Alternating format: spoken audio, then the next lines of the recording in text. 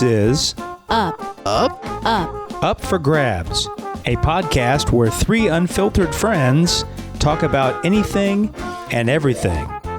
And now, here are your hosts, Tracy, Kim, and Rachel. Welcome to Up for Grabs. Happy New Year, everyone. I'm Rachel. I'm here with my super good friends, Kim. Hello. And, well, Tracy's kind of super good. Tracy? Hi. Like I said, Happy New Year. We were, if you're watching on YouTube, which you should be because you don't want to miss out on all the visuals. They might. We've had a little bit of a studio upgrade since the new year. Santa brought me this beautiful backdrop with the logo, and we've enhanced some of our sound. So if we sound extra good, it's because of our executive producer, Rob Brown. He upgraded us. It was nice that we all got a gift for your Christmas gift. So it really was. I like to be included. No, I know. New year, we're becoming the real deal. We're fancy. We can't stop now. No, we can't. So I think that it would be great if, as a New Year's resolution, if you're listening, you give us a good review. I don't know wherever you listen. Yeah, wherever you listen, there's, like if you listen to through Apple, I mean, they're all that way. You can leave a review. It's very important to us for the podcast. Why is that? Because I didn't know it was important to us. Well, when you leave good reviews and you leave there's multiple reviews, it kind of bumps you up in the search engine. It drives the traffic back. It drives the traffic so then more back. people get to experience us. So it's like it's part of the algorithm. It is part of the algorithm. Look at you being all techie. Yeah, you know. I don't have any idea. And a good Facebook review also helps because then more people that actually know us and those who don't, but will see it. It'll come up on their feed more. So Yeah, and I have a special request to share our page. The Facebook page? The Facebook page. Like when we post something about an upcoming podcast or just anything, if you're seeing that, just give us a share because then it goes to all your friends and friends that we aren't I have friends like with. 1,000 friends on Facebook. And Do you know any of them? Yes, I know all of them. But I think that if one of my other Facebook friends had a podcast, well, some do, and some I listen to, and I at least give it a try. So if you at least give it a try, you don't have to like it. And you don't have to come back. I think you will. But because everything does work off word of mouth. I mean, let's face it. The Fabuloso sales went up exponentially after our podcast. I know more people that bought Fabuloso. It's true. I'm waiting to hear from them. How about the Squatty Potty? Do you think that was a hit? Only in your home. Yeah. No, I did not buy the Squatty Potty. I told you to get that for Rob for Christmas. I know, and I didn't do it because You don't care about his bowels. Thank you for saying that out loud. I don't. I do not care about his bowels. And we should probably just check in with each other. I'm only doing this because I have good news to share. I'm sure if I hadn't done anything, I wouldn't bring it up. But we did have our New Year's podcast where we talked about things we hope to incorporate in our lives. And two of my things I've been okay with, so I just wanted to follow up and let you all know, accountability wise, I have been writing at least 500 words a day, which is hard when I have nothing to say, but super easy when there's a topic in mind. And I reached out and called my college roommate that I hadn't talked to. I checked our messenger. The last time I had checked in with her on Messenger, her daughter was in second grade and her son was going in. He was 4. He's going to be in school soon. Okay, you weren't lying about there being some time gaps. I mean, we've been on Facebook, but we haven't talked. Yeah. I don't know. And I reached out and I spoke to her on Tuesday, and it wasn't scary. I don't know. I don't think I expected her to say, well, thanks a lot for picking me. No, for not calling. I thought maybe I might get chewed out. Or just awkward. And it wasn't. That's true friendship. Good job. So I felt good and bad because I'm like, why didn't I do it a long time ago? Yeah. I still have not cleaned my closet. Oh my God. Kim was going to help you do that. I know. I was going to say, I think that that's a daunting thing. And I think that if you have somebody that is there to push, honestly. Off air, I think you need to make a date. I know. Come and over. you think I'm going to judge? I am. Maybe. You haven't seen it. My it's closets really are bad. bad too. I mean, I may be very good at being neat, but I'm not good in that category. I'm not and that's even more pressure because then I feel like if you walk in and go, Oh my God. But then there's- it's like worse because you already said you didn't You judge. almost want it to be bad because it's so rewarding when you get it organized. Well, you're about to have the Like reward when of your people have life. bad, don't you ever look at like the before and after people when they redo their Yes, pantries? yes. I mean, it is. It's like, yeah, But I judge. No, I'm just kidding. I don't judge. So Sometimes I I do. clean houses for a living. No judge. No judgment. Well, make that off the air. And I know that Kim Schaefer is definitely following up on one of her I am. New Year's goals. We didn't say resolutions. I don't like that word. No, not just. But Kim wanted to read more. And so we said, bring it on. And so today on Up for Grabs, we are going to be discussing Kim's very first book club pick. And I have to say it was a great success. That was a great first pick. Why don't you tell us a little bit about it? It was a good first pick. So I didn't know where to begin. So I got on Goodreads. I got on Amazon and I Googled and Googled and Googled. And of course I went by reviews. And this book called The Midnight Library by Matt Haig. Came up as one of the most downloaded Kindle books of the past year. Hundreds and thousands, I mean, not hundreds and thousands, in the 20, 30,000 range of reviews. So I was like, okay, That's a lot. So let me just see what this book is about. And we're going to discuss it. So we'll let you know. But it was a very fitting New Year's book. Like a It New Year, was. it really, to kind of step back and reevaluate your life and the decisions that you made and the regrets that you have and being appreciative for just it being what it is. Right. So it was an easy read. And it was a really good book. It was very interesting. We are not going to give away the ending, or we are? What we need Well, to discuss now. Oh my God, you're so funny. I I almost feel like- said what happened at the end. 'Cause So we put I on don't feel like it's Facebook that we necessary. were reading it, and Yeah. we're also going to put out there before we drop this episode.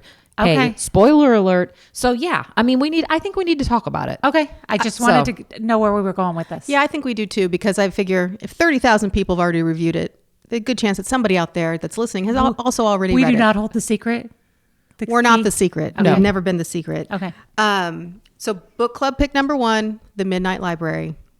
Let's discuss. Do you want to, Tracy, you want to lay out like just kind of the bare bones of like what the book's about? Or do you want me to do it? You do it, and then I'll jump in. Okay. Because I don't know. So it's about the protagonist is Nora Seed, which I thought was a weird name, but okay. It's based in Britain, right? Yes. Yes. I'm not going to start talking in a British accent, although I'm tempted, but it's not I'm good. afraid I'm going to accidentally now. Accidentally. Accidentally. Kind of like when you watch Harry Potter and then you think that yeah. So Nora Seed is like a 35-year-old gal that is going through a rough patch, and basically things aren't going the way she thought or wanted in her life, and she kind of considers ending it. I was going to say, I know that I'm just trying to be politically correct. Trigger warning. Very good. This book addresses suicide. It does. It doesn't go into any It's- gory details. Not at all. But if that is something that is triggering, you might this want to. may not be for you. It may not be for But you. it So really is such a small part. it really is. The actual act is such a small part of the Yes. story. It is. So just yeah. So it's not about that. And It's it doesn't, not about that. No. And really, I don't even know if it was just the only way the author probably could get to where he wanted to Yes, go. I agree. Yeah. Despair, like that Yeah. your life's in despair. Right. That Yeah. type thing. So So Nora is in despair. And when I forget if I think she overdosed. So she wanted to overdose. She didn't. It didn't they really work. don't go into great detail. Yeah. They just. But she's somewhere in her consciousness between being dead and alive. Correct. Is that right? Okay. Mm-hmm. And then things unfold. Tracy, from there, you can take it from there. Well, okay. So, which I want to go before I go forward. When you mentioned her name, Nora Seed, I think that was intentional. Like some of the sayings, like one of my favorite, I have a lot of little plaques, that Yeah. say different things. And one is bloom where you are planted. And I like that idea of being Growing. growing where you are. And this is all about the seed where, how it grows depends on where it is and You're the deep. environment. You are good because I wouldn't have picked You up didn't? on that. See, No, I thought that was didn't. I thought it was I intentional. really didn't pay too much to her last it name. I Yeah. just paid attention to. I don't know about the Nora part. That might have a meaning that I don't know. That's In Britain. That's really interesting.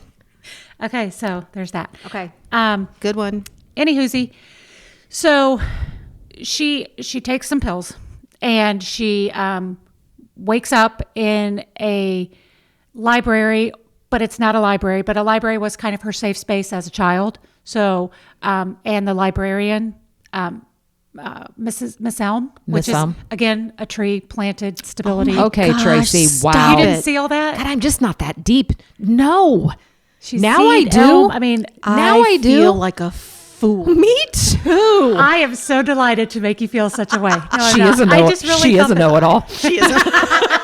Okay, that was prior to this podcast. that Inside joke. conversation. Inside joke. But okay. But I am. No, I was just kidding. No, Mrs. Elm. Miss Elm. So they are her comfort. So she kind of goes to a place of comfort, but in that place of comfort, she is presented with all of these shelves of white bound books that are green bound books that are different ways her life could have gone based on decisions she made throughout her life. Is that? Yeah. And the thing that I thought was overwhelming, and it was kind of like, since it was a dreamlike state or whatever, it was infinite. Right. Yeah, they moved. Sometimes they would move. I forget what she said it was moving like, but like an assembly line if They something's passing shifted. you.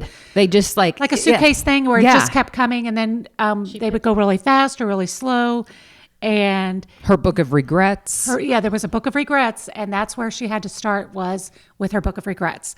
And she didn't want to do it. She didn't want to open. She didn't want to go back to what her regrets were.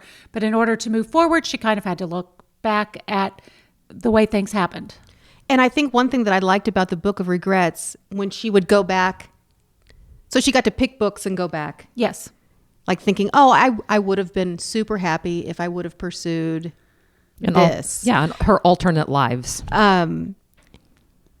There was a part in the book that, she came back from the alternate life. Like she could come back, which I thought was nice. Like if Right. it wasn't working out and she would rather be back at the library, she could get back there.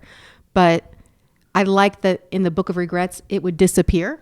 Mm-hmm. Like as she did it, like, As she processed that and worked through it, that came off her plate. yes. She was able to let that go, and it was no longer an option of things to occupy her mind or her time. Yes. I found it interesting that, I know he had to do this for the book, but this, for a lady that she was 35 and just was working at some store, she was like super qualified to do a lot of things. Oh, heck yes, she was. And it made me mad. Because she just lived her life in regret. She had a lot of But baggage. she just didn't know what she was qualified to do. Yeah, I think she was lost. Well, name some of the things that she was qualified, like some of the lives that she went back to. And you'll be like, Yeah. An Olympic swimmer. okay, yeah, that's not something that most everyone is just. But she gave it up in high school. She gave up swimming in high Yeah. school. So then it was, what would my life have been like? And there were Scientist, like some type of Glaciologist or something. Yes. glacier-ology. I'm not saying Yeah. this right, Yeah. but the study of glaciers and the study of and that was just based on an interest that she had when she was young. So she went and That she worked, Follow yeah, up. I think one of the things that was musician. the musician The thing. musician. Ridiculous. Come on. And the thing that made me stressed when I read the book was that when she would get dropped into whatever life she thought was going to make her happier, she wouldn't have any recollection of what was going on.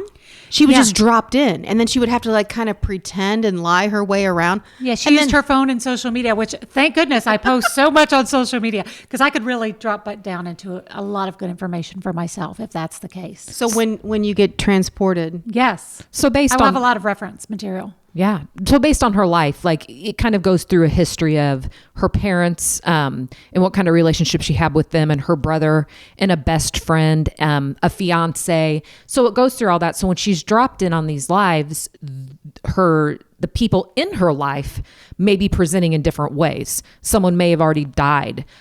So she doesn't know, like, is he alive, or is my friend there, or is the guy that I fell in love with, that I broke off my relationship with, is he? So she kind of has to piece it together, which it was stressful reading that, because you guys will have to bring in the terminology, because, I don't remember a lot of the things, but, the premise of the book is that there are parallel lives, or they said perpendicular lives, where like these lives are all happening simultaneously depending on the choices that you made. So they are what ifs, but they're all what ifs versions of yourself. They're intertwined in your sense. past experience, is the way that I looked at it. Yeah, but kind of like they are all happening at the same time. If she had It was a gone that way. multiverse sort of thing, and I didn't understand Spider-Man in the multiverse. So when this was, quantum physics, surprise is not my thing. But I think if I read maybe a Quantum Physics for Dummies, it would basically say, Well, Yes. that it's possible. there are a fair There's amount of infinite- people that were here living. I mean, what did you call it? Like, what was the word that you used? Like, kind of like an avatar? Oh, an avatar. Yeah. I mean, Like, that's kind of a simplistic way to put it. Yeah. Is that, it sounds a little hokey, but there are a lot of people when that you believe that, though. If you and if you go down the wormhole of trying to educate yourself and why people believe that, I could get very sucked into that. I think my, the way I was brought up in my faith and my Christianity Right. kind of keeps me away from that. But the idea of what she was doing kind of fascinated me. And I don't know that it has to keep you away, because, I'm same faith base as you, although I've expanded or looked at things differently now. Mm-hmm. I'm not opposed to this. And if the God that I was raised to believe in could create what I believed at the time to be heaven, I don't really believe in hell, but I always believed in a heaven, then why couldn't that a same power, force, God, being, whatever it is, create these multiple planes? Yeah. And I'm not saying... So then I'm saying, is it not possible to believe in both? Does it I think have to that's be one or the other? not that I wouldn't like that. I'm not accepting of it. Is that I think that's where it puts my skepticism. Like when I was reading it, and when the library to me signified, like, in my faith, like purgatory. Right. Yeah. It kind of signified that she was stuck. Stuck in And between. when you hear of people that have near-death experiences, and people that really have, like, the shack would remind me of something where you're like in a deep dream sequence, that I really feel like that is your subconscious speaking to you. Yeah. And yeah. I wanted to look up, because when you said Avatar, it reminded me, there's Jim Carrey is very into all of this parallel universe things. And there's a quote that it reminded me of that says, "Depression is your avatar telling you it's tired of being the character you are trying to play." And, what if... the great philosopher Jim Carrey. Hey, he That may is a end deep- up being... that though. is a deep Isn't quote, it, though. a lot of times it is the actors and the people that are open to... They're more in touch with, I feel like they're more in touch with their intuition. Yeah. They're eccentric. So they're more in touch with that part of themselves that other people don't get. They don't shut down the part that the rest of us do. And I think that was a big part of this book, was what if you don't shut down that part of you? What if you don't shut down the creative part? What if you don't shut down the chance-taking part? What if you're open to the 100%, possibilities? 100%. Yeah. So really the themes of this book were regretting decisions, embracing what you have. Yep. When you were reading the book, Kim, did you have something that you immediately thought, oh my gosh, if I would have chosen, differently at this point in my life, I wonder where I would have been instead of where I am now? Yeah, I tend to think about that. I wouldn't say like I'm compulsive. I tend to think about that a lot sometimes. I think that as my life has, I've gotten older and gotten more in touch with not being so afraid to feel that, to feel that way. This book, I literally haven't stopped thinking about this book since I read it. Like it's really kind of been one of these things. And I just have to, I know I'm kind of sidetracking, No, go but ahead. I follow a guy on Facebook that went through some tragedy, and it's called Mitchell's Journey. And it's like, it's been like probably 8 or 9 years, and his son died of a heart complication. That's beside the point, but he doesn't post very often anymore, but he posted last night. And I'm going to read this paragraph that he posted and how much in correlation it is with this book. Oh my Because it gosh. freaked me out. And I've been thinking about it ever since I read it. Okay. So So now that you know a little bit what the book is, this was his quote. "We are never just one thing. We are many things at once. We are both harmony and contradiction, love, anger, faith and doubt, grief and joy, fear and change.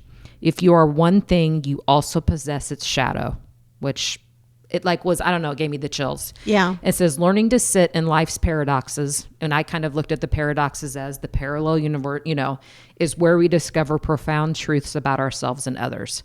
So learning just to be in where you are in your life now, because I've gone down that wormhole of, if I only would have finished college, if I only would have put myself first in my 20s, and all those things, where it would have led to a different life. Would I have been in a more professional type of working atmosphere? Would I have been more independent, where I would have traveled more? But I mean, maybe, and all these things, and there's parallel lives that we can talk about that later. I mean, that's one of our little bullet points, is if we could have an alternate life, what, but it doesn't take away from I'm here. And Right. So all the baggage, all the grief, all the pain, all the joy, it's whatever kind of decisions I made brought me to where I am sitting today. And as human beings, and especially someone that doubts and is very anxious and very worried about futuristic things, that little quote that I just read spoke to me in, gosh, just be more present in your own life. It planted her. I did. You constantly have to remind yourself, be present in where you are, because you can't, Well, I think one thing that I took away also was that, it was interesting to me. Like I said, this character in the book was super qualified at a lot of big things. Yeah. The swimming, the rock star, she went to all those things and chose to come back to the library. There was something about even what she deemed the best life Wasn't satisfying. wasn't so good. And so that really made her think, you know what? Wherever I go, there's going to be good and bad, the duality of it. And I can be as happy as I want to be in my own life. I was just surprised that she didn't say, "Oh my God, a rock star? Yeah, I'll do that." Right. The But way there are trade-offs in every choice, every decision, every Yes. path. I love the way the trade-offs didn't work out, even though she might have thought that was what she wanted, was the success. But that success wasn't the success she was looking for. So it's almost like, thank God for unanswered prayers, that kind of thing. Yes, the way he wrote that he did it so well. And then how she would disappear from it. It just kind of When she came get that to an feeling, end. yeah. And she went to the library, and the whole quest was, in the grand scheme of things, and towards the end of the book, the whole quest was, her whole reasoning for being there was for her to say, I want to live the way that I am, in the life that I have, not in all the other things that I think need to bring me happiness. And to kind of expand on what you just said, it was to say, I am alive. Yes, that's what I was looking for. I am alive. So just be You grateful. want this, you want that, you keep looking forward, but figure out how to be happy where you are. Yep. That doesn't mean you don't look forward. One of the quotes that I like, that I don't really know that it ties in here, but I want to say it, was a Thoreau quote that says, we only know what we perceive. Everything we experience is ultimately just our perception of it. It's not what you look at that matters, it's what you see. Yep. And I think that is very clear in everywhere that she went. It's not what she's looking at, it's what she sees. And that didn't bring her the happiness that she had hoped to see, looking out at the crowd or winning the medals. And that part when you said she got dropped into these lives, when she had to give a speech in front of thousands of people. I was nervous for her. What her life was. I know, I was too. I was like, make yourself throw up. Do something. Get out of there. I was like, But go she back to the didn't. She did library. like the moment. Yes. No. That would be enough. Apparently public speaking is enough to make me want to turn around and say, I want to live a different life. he was very good at writing that, because you really did feel like, I kept thinking paint, say I'm sick. Yeah. Fake a panic attack. Go. What are you going to do? Fall down. Do something. You would say fall down because you... I fall. You're a I'm a faller. faller. She's a faller. Well, let me open up with one of the things that I wrote down. Neil was the character that was her boss at the music store. Yes. Neil. I went back after I read it just to kind of, maybe I was looking to be more deep and get more meaning, but Tracy outdid me on that, clearly. But Neil had a quote that I liked. So he was basically trying to beg her to quit her job. Yes. And she wouldn't do it. Yeah. He's like, you have so much potential. What are you doing here? You're miserable. Get out of here. Yeah. And she's like, but I need this job. And I think everyone can relate to that. Who hasn't stayed in a job just because they need a job, but they had no business being there, Yeah. which was every job I've ever had. But then the firing led to her suicide, but still. Wow. Yeah. Attempt. Well, you really brought that point down, Tracy. Thanks. But I'm sure in the moment, that's again where you think you're helping someone. I'm sure he thought he was helping her, and I guess in the long run he did, because she did come full circle to It was a this. culmination, like her cat, Yeah, it was a lot of all that. things. It was a lot of things. But yeah, you're right. I mean, So his quote to her when he was basically begging her to quit and she wouldn't was, "It's never too late to pursue a dream," which I thought that was pretty deep for a boss. That Yeah. so after looking back, that kind of is a theme of the book, but it happened right at the beginning and it went over my head. You're right. I know. Oh, and one other thing I wanted to talk about. There was one decision that she had that would be considered super small.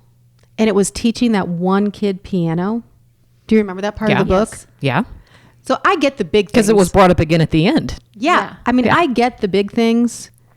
An Olympic swimmer, a rock star. Well, this smaller decision, it was that she didn't tutor one kid in piano. And it turns out like she went to a different life and saw this kid. And I forget, was he in jail or He something? turned to a life of crime. She saw him getting arrested on the street. So basically, she defended him, I think. She was like, no, he's a good kid. I don't know what you're doing. Yeah. It must be a mistake.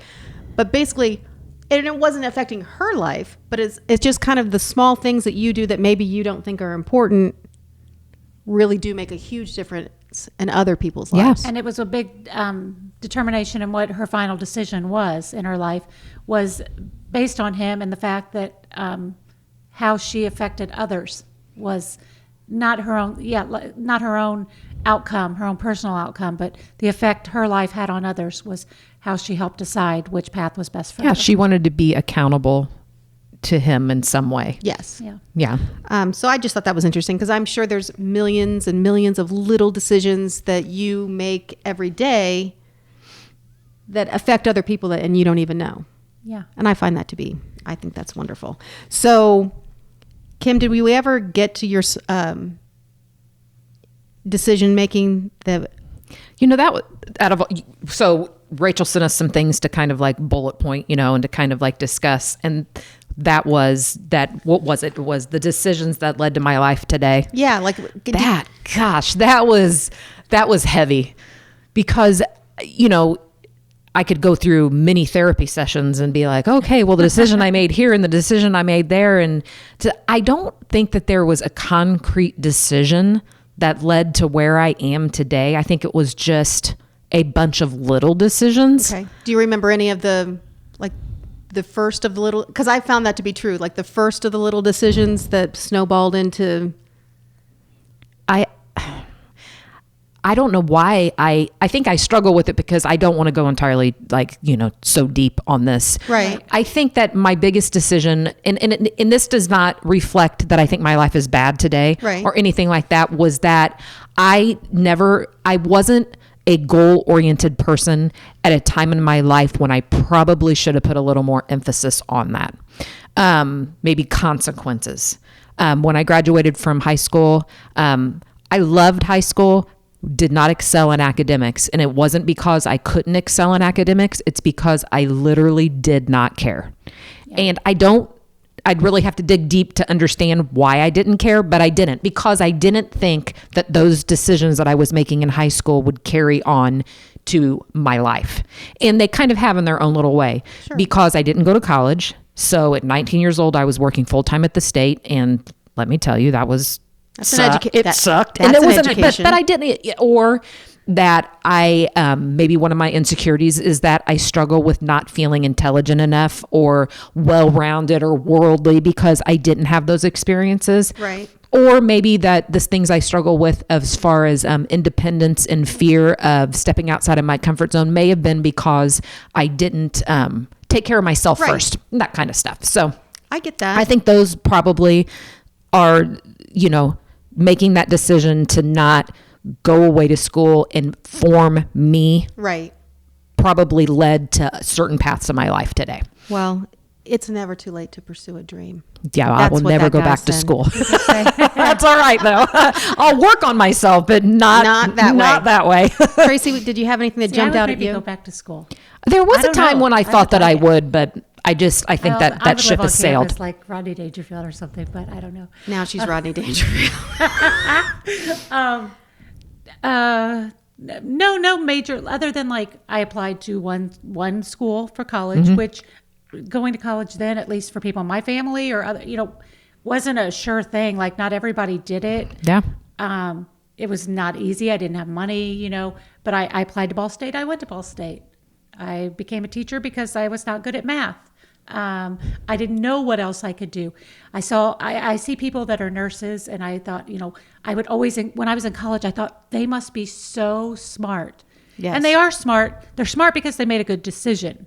I have now met lots of people in the medical field and that are, top of their field and everything.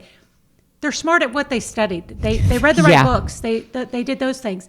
I mean, some of them are obviously genuinely just smart, but that's just what they focused on. Those people didn't have something that I didn't have at that moment. They just channeled their energy to that area or that thing. So I think, what if I was a nurse instead of a teacher? Like how differently might that be? Or if I'd gone to a different school or like when we moved down and we were moving to the Pendleton Police District, and so I had to find a place. And I looked at places in Greenfield, and Anderson was cheaper, so we moved to Anderson. Then I taught in Daleville because I lived right there. So, geographically, little decisions like if you have a spot and you go 15 minutes this way or 15 minutes that way, that changes your whole friend set. It changes your job options. It just changes a lot. I mean, but then, my life has changed in ways I never knew. I moved over to the East Coast for 10 years. Didn't see that happening. So many things that I never planned for, never intended. And the little decisions though, definitely. Yeah. The one decision that I thought of, and I really felt like Kim said, it wasn't that decision that, I made this little decision and boom, this was the final result. But if I wouldn't have made that little decision, it couldn't have led to where I am. And that was a phone call I made. And I admittedly hate making phone calls. And this was when I was in college and I really hated making phone calls. But my mom did what she does, and she talked me up to some guy that had come to her classroom to read a book. It was Celebrity Reading Day or something. And it was a hockey player. And this man came with the player, and she's like, what do you do? She started grilling him about what he does. And, well, my daughter is, doing communications. Can she, do you do internship? Like she basically got this guy's number and told me to call and get this internship. She saved the day. And I did, but that was unusual because I was like, first of all, it was my mom telling me what to do. Second of all, and you're a grown adult. Second of all, I, didn't know anything about hockey. I didn't have any interest. I was like, for whatever reason, I made the call. I got the internship. I worked there. I met my husband. Was the guy that you called Rob? No. Okay. Because I haven't heard the story before. Oh, I mean, no. I knew that you and Rob met through work, but I did not know how it intersected. Yeah, so he didn't work. Rob didn't work for them then. Okay. And he only worked game nights, and I was his boss. So he never worked for. You really wanted the opportunity to say that, so I'm glad I you did. got it. He was a terrible worker. And then I married him. And then you became the terrible worker. That's right. Who got the last laugh on that one? But no, it was like one phone call. I mean, I had to go and interview and get it and whatever and pursue it afterwards. But if I didn't make that one phone call, I wouldn't have met him. Yeah. And I wouldn't be where I am and have the kids that I have. And so to me, that was deep. That is deep. I feel like you are way more confident than I am as far as taking chances and putting yourself out there. How so? Everything. You're Like there are 1,000 confident. things I want to do and I Yeah. don't act on them, or I think I want to do and I'm like, I can't even send that email. I can't apply for that job. I can't. And I feel like you said there, you made the call and you didn't know anything about hockey. Who tries to get a job in communications with hockey who doesn't know anything about hockey? Me. Exactly. And I lack that confidence that, sorry, That's okay. that, It wasn't confidence. It was it's- desperation. and it's not like, and it's weird because like, on one hand, do I feel failure? I fear rejection more than I fear failure. Me too. Like, I don't care if I'm not good at something or if like I don't look the 100%. best, or But I you don't want feel someone this to tell best. you? And I say I fear rejection, but then again, I don't know why I say that because like if you don't like me, I don't care. But if I put myself out there, I guess, and try something, like if you meet me though and you don't like me, like my feelings aren't hurt. You wonder what's wrong with them, though. I do wonder what's wrong with them. Why would they not like me? But not that I would give it any time or energy. But I guess if I put myself out there and then you tell me no, like I got a rejection on a job application the other day, I cried. And I'm laughing about the fact that I cried because it wasn't even a job that I wanted. It was just the fact that they said no. dare they yeah, not like why want wouldn't me? And you I was just like, like you didn't talk even to interview me. You didn't even get a chance You to say even. everybody needs a job. Oh, everybody's hiring. No, they are not because you didn't hire me. And I would have been better than whatever person you're going to get for that job. And I know that, but Yeah. well, No, I didn't get the opportunity to do that. But it just made me sad that I didn't get the chance when I Yes. tried. And Yes. And I guess that's the part. And so then you quit trying. I hear you. No, I agree.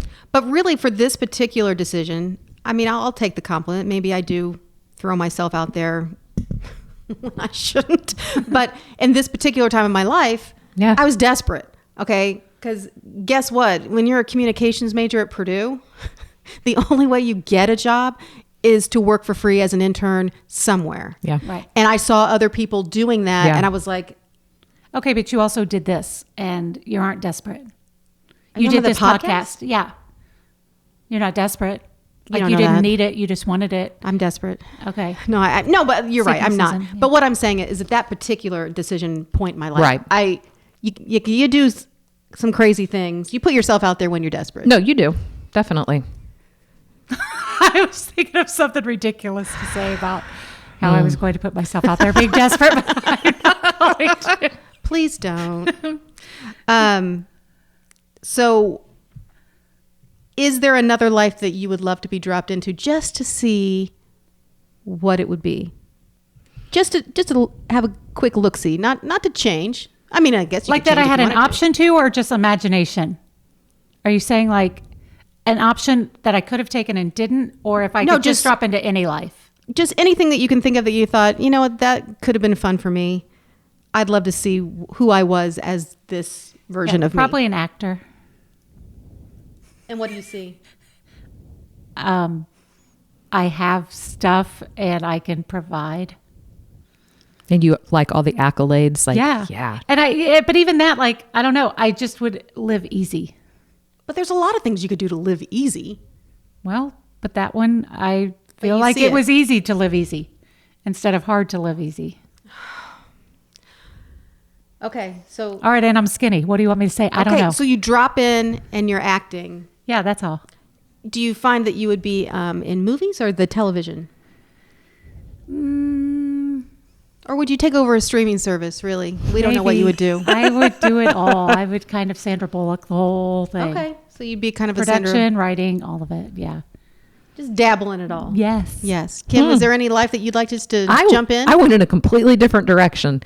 So I was thinking about this because, and then of course my worry of like, now this isn't saying that I don't like the life that I have now. It's okay. But I have these dreamy experiences where I'm like, and I know it's because of an experience that I had. So I was lucky enough, my brother studied in Rome for 3 years. And so I was lucky enough to be able to go to Italy. And so I'm just using this as an example because I don't have a whole lot of worldly experience in travel. I would love to have been dropped back into a time of simplicity. to like live in a small Italian town that doesn't have any big grocery stores and you have to go out and get your breads and your cheeses and your meats for dinner, where you talk to people on a daily basis, where you are walking all the time, where everything is just simple. Just a European life. A European life. And that to me, I guess is because we live in such a world of chaos that I think that to me, I need to be by water. That definitely, if I'm going to go to an alternate life, it better be warm and it better have water. Okay. Yeah. So, I just, there's not like, I've never wanted to be an actor. Like something, I don't know. I mean, I think that's funny. I love that I love to see what like other people's like lives would have been. Honestly, I've never really wanted to achieve anything more than just like being happily married and being a mom.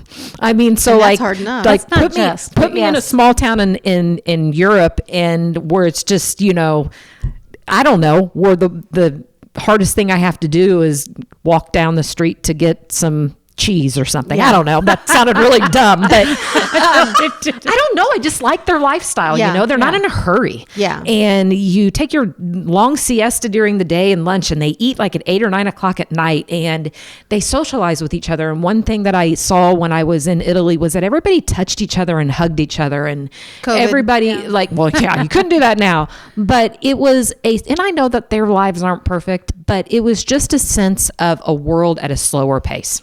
Okay. And that's what I'd like. Well, I like that. And I think this quote that I pulled will end this very, very well. I looked at the end of the book when Nora was where she wanted to be. Yes. And her quote was, most of what we feel in any of the other lives. So the feeling of being Simple. simple, the feeling of being Famous. No, it wasn't really the fame. It was I know. secure. The security. The security. Yeah. most of what you feel in any other life is still available to you in this one that you're living. Okay, then famous. You better register in that acting school. Just kidding. It's available to you, Tracy. Okay.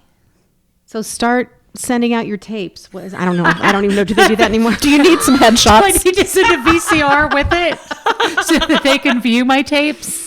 Yes. No, it is. And it may not be like the full picture, but pieces of it are still available. Yes. Yes. The feeling. Like you're the not in feeling, Italy, yes. but the feeling of being slowed down and at peace and being present is available to you. It's I just know. something that needs to be worked on. But it'd be more fun in Italy. I'll I'm hug not you going to and say eat it's not. cheese with you. Yeah. I mean, yeah. That not helpful? I'll drink the wine. She can. Oh, yeah. She can have the cheese. So yeah. So basically, if we wanted to sum up our thoughts on the book, highly recommend.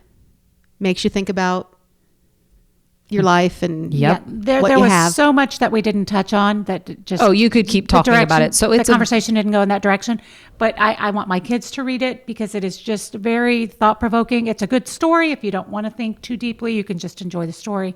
But there's so much that's applicable to your own life and your own situations. It's a great New Year's book. Yeah. As far as just starting off on the right foot, that just kind of makes you think. it opens up all possibilities. So yes, so thank you for joining us on our very first book club selection. It was The Midnight Library by Matt Haig. Good job, Kim. Excellent job, Kim. We look Thank you. forward to having Kim unveil. I don't know, Kim, do you want the pressure of unveiling another pick, or do you want one of us to pick a book? I think we can take turns because I think each of us have different interests Okay. or different, so we can take turns. Tracy, you're up. So be looking online for our next book club pick. Tracy's going to pick. So if you hate it, you can blame It's Tracy's Tracy. fault. It's always my fault anyway. It really is. Thank you so much for joining us on Up for Grabs, and we hope to see you soon.